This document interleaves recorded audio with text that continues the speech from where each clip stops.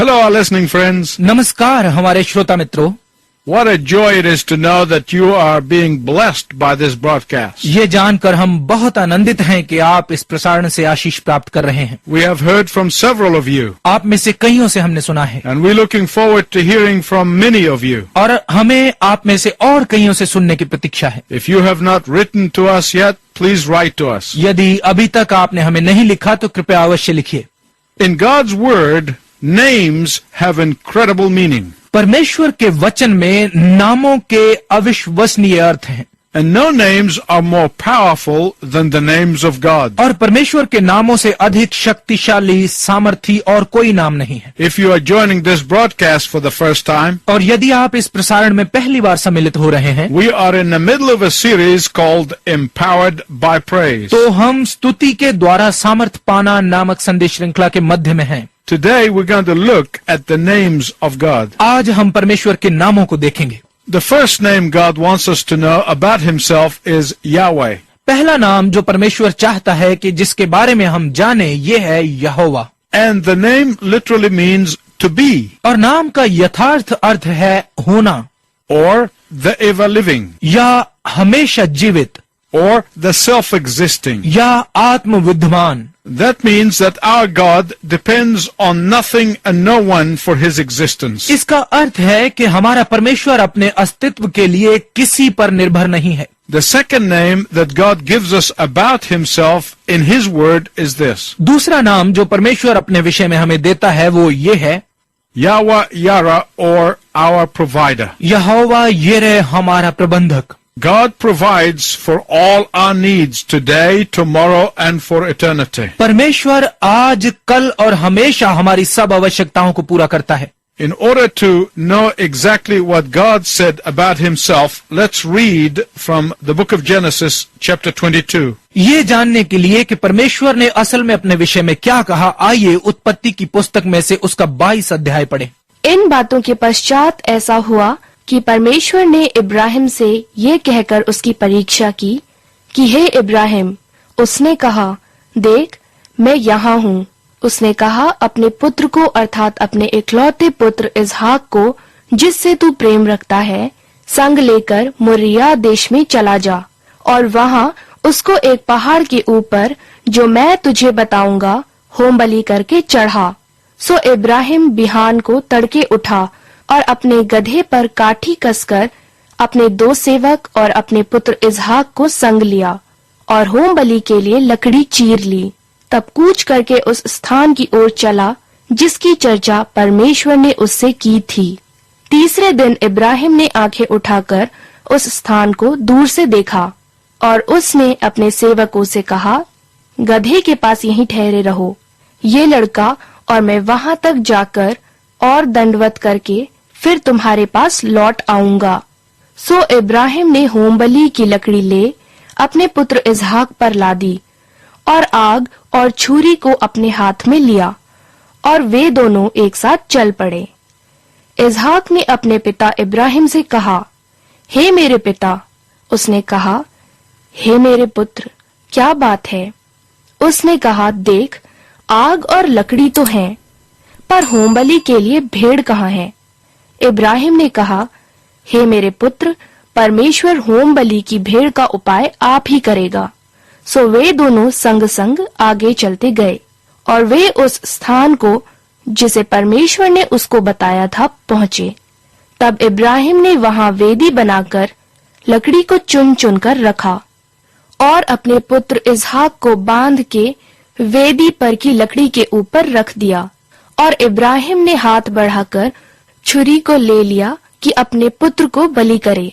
तब यहोवा के दूत ने स्वर्ग से उसको पुकार के कहा, हे इब्राहिम, हे इब्राहिम।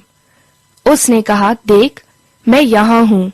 उसने कहा, उस लड़के पर हाथ मत बढ़ा और ना उसे कुछ कर, क्योंकि तूने जो मुझसे अपने पुत्र वरन अपने इकलौते पुत्र को भी नहीं रख छोड़ा, इससे मैं अब जान गया हूँ कि तू परमेश्वर का भय मानता है। तब इब्राहिम ने आंखें उठाई और क्या देखा कि उसके पीछे एक मेढ़ा अपने सींगों से एक झाड़ी में बझा हुआ है। सो इब्राहिम ने जाके उस मेढ़े को लिया और अपने पुत्र की संती होमबलि करके चढ़ाया, और इब्राहिम ने उस स्थान का नाम यहोवा यीरे रखा। इसके अनुसार आज तक भी कहा जाता है कि यहोवा के पहाड़ पर उपाय किया जाएगा। फिर यहोवा के दूत ने दूसरी बार स्वर्ग से इब्राहिम को पुकार के कहा, यहोवा की ये वाणी है कि मैं अपनी ही शपथ खाता हूँ कि तूने जो ये काम किया है कि अपने पुत्र वरन अपने इकलौते पुत्र को भी नहीं रख छोड़ा, इस कारण मैं निश्चय तुझे आशीष दूंगा और निश्चय तेरे वंश को आकाश के तारागण और समुद्र के तीर की बाल के किनकों के समान अनगिनत करूंगा, और तेरा वंश अपने शत्रुओं के नगरों का अधिकारी होगा, और पृथ्वी की सारी जातियां अपने को तेरे वंश के कारण धन्य मानेंगी, क्योंकि तूने मेरी बात मानी है। तब इब्राहिम अपने सेवकों के पास लौट आया, और वे सब बेशेरबा को संग संग गए, और इब्राहिम बेशेरबा में रहता रहा। इन बातों के पश्चात ऐसा हुआ कि इब्राहिम को ये संदेश मिला कि मिल्का के तेरे भाई नाहोर से संतान उत्पन्न हुए हैं। मिल्का के पुत्र तो ये हुए, अर्थात उसका जेठा ऊस और ऊस का भाई बूज और कमुएल, जो अराम का पिता हुआ। फिर केदेस, हजो, पिलदाश, यितलाप और बतुएल, इन 8 को मिल्का इब्राहिम के भाई नाहोर के जन्माए जनी, और बतुएल ने रिबका को उत्पन्न किया। फिर नाहोर के रूमा नाम एक रखेली भी थी, जिससे तेबह, गेहम, तहश और माका उत्पन्न हुए। One of the great names of God is that He is Yahweh Yara. परमेश्वर के महान नामों में से एक है कि वो यहोवा यिरे है। He is our provider. वो हमारा प्रबंधक है। He may ask you to make a sacrifice, हो सकता है कि वो आपको बलिदान करने के लिए कहे, not because He needs your sacrifice, इसलिए नहीं क्योंकि उसे आपके बलिदान की आवश्यकता है, but He wants your surrender. परंतु इसलिए क्योंकि वो आपका समर्पण चाहता है। And when He sees your surrender, और जब वो आपका समर्पण देखता है, He has a great deal of blessing in stored for you. तो उसके पास आपके लिए आशीषों का भंडार है। You will receive far more than what you sacrifice, आपने जो बलिदान किया है उससे कहीं बढ़कर पाएंगे, because God loves to be your provider. क्योंकि परमेश्वर को आपका प्रबंधक बनना पसंद है। So start learning how to praise Jehovah Jireh. तो यहोवा यिरे की स्तुति करना सीखना शुरू कीजिए। That is one of the great names of God. ये परमेश्वर के महान नामों में से एक नाम है। Then there is a third name of God, and it is Jehovah Rapha. फिर परमेश्वर का एक तीसरा नाम है और वो है यहोवा Rafa. God revealed Himself in this name in Exodus 15:26. निर्गमन 15 अध्याय के 26 पद में परमेश्वर ने स्वयं को इस नाम में प्रकट किया। Let us read the whole passage. आइए संपूर्ण भाग को पढ़ें। Do you know what the word Rapha means? आपको पता है कि राफा शब्द का क्या अर्थ है? It means to cure or to heal or to restore. इसका अर्थ है उपचार करना, चंगा करना या कायम करना। God does not just heal or restore. परमेश्वर केवल चंगा ही नहीं करता या कायम रखता, God's name is healing. परमेश्वर का नाम चंगाई है। His name is synonymous with wholeness. उसका नाम संपूर्णता के साथ समानार्थी है। His name is power for your weakness. उसका नाम आपकी कमजोरी के लिए शक्ति है। His name is balm for your wounds. उसका नाम आपके घावों के लिए मरहम है। His name is the very secret for a healthy self-esteem. उसका ये नाम एक स्वस्थ आत्मसम्मान का रहस्य है। His very name renews a degenerated mind. उसका ये नाम भ्रष्ट मन को नया करता है। His very name restores shattered relationships. उसका ये नाम बिखरे हुए संबंधों को फिर से कायम करता है। When we see Jesus face to face on that great day, जब उस महान दिन जब हम यीशु को आमने सामने देखेंगे, we will have bodies like unto Jesus Christ after the resurrection. हमारे पास भी वैसे ही शरीर होंगे जैसा पुनरुत्थान के बाद यीशु मसीह का था। And that is why we praise Jehovah Rapha. और इसीलिए हम यहोवा राफा की स्तुति करते हैं। The fourth name God wants us to know about himself is this: उसके विषय में चौथा नाम जो परमेश्वर चाहता है कि हम जाने वो ये है Jehovah Nissi, or God our banner. यहोवा निसी, परमेश्वर हमारा झंडा। Strange name, isn't it? अनोखा नाम नहीं क्या? God is our flag. परमेश्वर हमारा झंडा है। Basically, that's what it literally means, and it's wonderful. वास्तव में यही इसका यथार्थ अर्थ है और ये अद्भुत है। Listen to what God said in Exodus 17. सुनिए निर्गमन 17 अध्याय में परमेश्वर ने क्या कहा। The Amalekites came up on the Israelites in the wilderness अमलेकियों ने उजाड़ में इस्राएलियों पर चढ़ाई की and wanted to wipe them out before they got into the promised land. और उनके प्रतिज्ञा की हुई धरती में पहुंचने से पहले ही उनको मिटा देना चाहते थे। So Moses said to Joshua, तो मूसा ने यहोशू से कहा, take some fighting men with you down to the battlefield, अपने साथ कुछ वीर पुरुष लेकर युद्ध में जा and I'm going to the hill and take the staff with me. और मैं अपनी लाठी लेकर पहाड़ को जा रहा हूँ। On the top of the hill, I'm going to hold the staff to the Lord. पहाड़ के शिखर पर मैं ये लाठी उठाकर प्रभु के सामने खड़ा रहूंगा। Now, there's something here that you must understand. अब यहाँ कुछ ऐसा है जो आपको समझना आवश्यक है। The staff was used of God to perform supernatural miracles. वो लाठी परमेश्वर की ओर से ईश्वरीय आश्चर्यक्रम करने के लिए प्रयोग की जाती थी। Miracles on behalf of his people in the midst of unbelievers. गैर विश्वासियों के बीच में अपने लोगों के लिए आश्चर्यक्रम। The staff is a symbol of a prayer life and intercession. वो लाठी प्रार्थना जीवन और मध्यस्थता का चिन्ह है। It is a symbol of Moses' dependence on God and trust in the Lord. ये परमेश्वर पर मूसा की निर्भरता और प्रभु पर उसके विश्वास का चिन्ह है। So when Moses lifted up the staff in faith, तो जब मूसा ने विश्वास के साथ लाठी को उठाया and consequently the small army of the Israelites wiped out the giant Amalekites. तो परिणाम स्वरूप इसराइलियों की छोटी सी सेना ने विशाल अमलेकियों का सफाया कर दिया। Afterward the Lord said to Moses in Exodus 17:14, इसके बाद निर्गमन 17 अध्याय के 14 पद में परमेश्वर ने मूसा से कहा, write this on the scroll as something to be remembered. इसे स्मरण किए जाने के लिए पुस्तक में लिख ले। I will completely blot out the Amalekites from under heaven. मैं अमालेकियों को आकाश के नीचे से पूरी तरह से मिटा दूंगा। And on that spot Moses built an altar and called it Jehovah Nissi. और उसी स्थान पर मूसा ने एक वेदी बनाई और उसको यहोवा निसी पुकारा। The Lord is my flag. प्रभु मेरा झंडा है। Moses was waving his flag. मूसा अपना झंडा लहरा रहा था। And when you praise Jehovah Nissi, और जब आप यहोवा निसी की आराधना करते हैं you are waving the flag of the Lord over you. तो आप अपने ऊपर परमेश्वर का झंडा फहरा रहे हैं। You are saying to the enemy of your soul that God is your victory. आप अपने प्राण के शत्रु से कह रहे हैं कि परमेश्वर आपकी विजय है,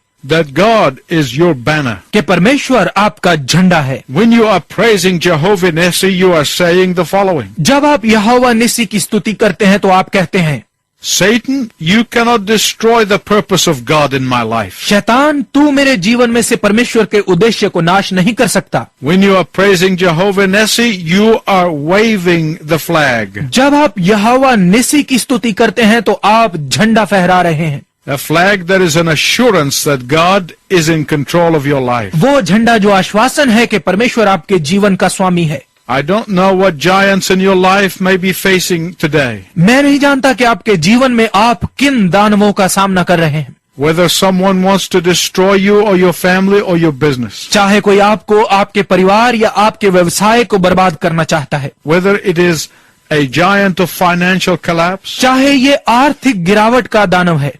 Whether it is a giant of nagging fear of failure in your life. चाहे ये आपके जीवन में असफलता के भय का आपको परेशान करता हुआ दानव है।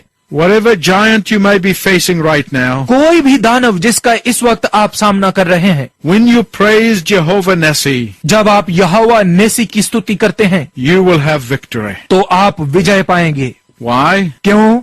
Because Jehovah Nissi is greater than all of the giants that you are facing right now. क्योंकि यहोवा निसी उन सब दानवों से शक्तिमान है जिनका सामना आप इस वक्त कर रहे हैं। So praise Jehovah Nissi. इसलिए यहोवा निसी की स्तुति कीजिए। Then the fifth name that God wants us to know about him is Jehovah Makadesh. और फिर पांचवा नाम जिसके विषय में परमेश्वर चाहता है कि हम जाने वो है यहोवा मकादेश। The word Makadish means to be set aside or separated. मकादिश शब्द का अर्थ है अलग किया जाना या एक और किया जाना। In fact, that word was used to refer to people and utensils in the temple. बल्कि ये शब्द कुछ लोगों के लिए और मंदिर के बर्तनों के लिए भी प्रयोग किया गया। They were set aside and used only for God in his temple. उन्हें अलग किया गया था और वो मंदिर में केवल परमेश्वर के लिए प्रयोग किए जाते थे। And yes, it is translated holy. और हाँ, इन्हें पवित्र कहा गया है। Many people don't understand the real meaning of the word holy. बहुत सारे लोग इस शब्द पवित्र का असल अर्थ नहीं समझते। They think it's an unreasonable restrictions of appearances or behavior. वो सोचते हैं कि ये बाहरी रूप या व्यवहारों में अकारण एक रुकावट है। It has nothing to do with all that. इसका इन सब के साथ कोई संबंध नहीं है। In reality, it means to be cleansed and set aside. वास्तव में इसका अर्थ है शुद्ध किया और अलग किया जाना। So what does it mean when we say God is holy? तो इसका क्या अर्थ है जब हम कहते हैं कि परमेश्वर पवित्र है? It means that God is separated from sin, इसका अर्थ है कि परमेश्वर पाप से अलग है, that God is sinless. कि परमेश्वर पाप रहित है। But it also means that God set himself aside for you. परंतु इसका ये भी अर्थ है कि परमेश्वर ने आपके लिए खुद को अलग किया। He dedicated himself on your behalf. उसने खुद को आपके लिए समर्पित कर दिया। Do you understand the enormity of this? क्या आप इसकी असाधारणता को समझते हैं? God is not just totally separated from sin, परमेश्वर ने खुद को पूरी तरह से पाप से केवल अलग ही नहीं किया, but he is dedicating himself to bless you. परंतु वो आपको आशीषित करने के लिए खुद को अर्पित कर रहा है। God said in Leviticus 20 and verse 7, levy व्यवस्था 20 अध्याय के 7 पद में परमेश्वर ने कहा, I am Jehovah Makadesh. मैं यहोवा पवित्र हूँ। And that means that the mighty sinless God sets himself aside for you. और इसका अर्थ है कि शक्तिमान पाप रहित परमेश्वर आपके लिए स्वयं को अलग करता है। God dedicated himself to you. परमेश्वर ने स्वयं को आपको समर्पित कर दिया। God focuses his attention on you. परमेश्वर अपना ध्यान आप पर केंद्रित करता है। It means that God's commitment is to you first and foremost. इसका अर्थ है कि परमेश्वर की प्रतिज्ञा सबसे ऊपर और पहले आपके लिए है। And when you focus on this, you cannot help but praise Jehovah Makadesh. और जब आप इस पर ध्यान लगाते हैं तो आप और कुछ नहीं परंतु यहोवा मकादिश की स्तुति कर सकते हैं। And the more you bless Jehovah Makadesh, the more he blesses you. और जितना अधिक आप यहोवा पवित्र को धन्य कहते हैं उतना ही वो आपको धन्य करता है। So praise Jehovah Makadesh. तो यहोवा मकादिश की स्तुति कीजिए। I hope you tune in next time to learn more about the names of God. मुझे आशा है कि परमेश्वर के नामों के विषय में और अधिक जानने के लिए आप अगली बार भी सम्मिलित होंगे। Until we meet again, I hope that you will be praising Jehovah. हमारे दोबारा मिलने तक मुझे आशा है कि आप यहोवा की स्तुति करते होंगे।